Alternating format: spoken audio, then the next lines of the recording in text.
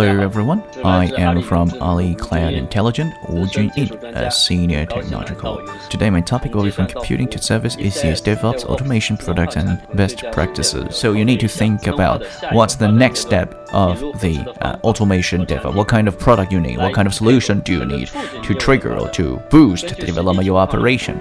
Ali Cloud not only offer you great server, bare metals, and also automation service. We can cover all different lifespans, period, of cloud service, storage, computing, in a server, operation system, software, service applications, and so on. All these automation products not only offer the automation capability, and it further offer the real practices for on-cloud DevOps. So for DevOps, GitOps, all this is really important. Hello everyone, I am from Ali Cloud Container. My name is Yi Li.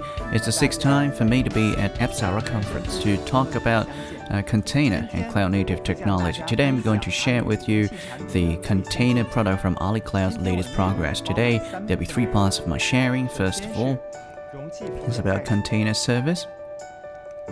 And second, we're going to introduce the new features of our container product. And then finally, from hybrid cloud to distributed cloud architecture progress or evolve.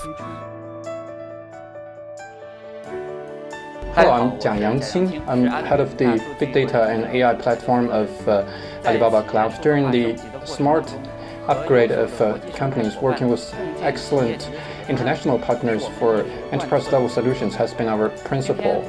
Today, we're very delighted to work with Renault Xin and to speak at the Big Data and AI ecosystem partners session, and we're launching the joint product of DataInsight. Though data warehouse and data lake is a common concept for everyone, but building a mature solution is not easy.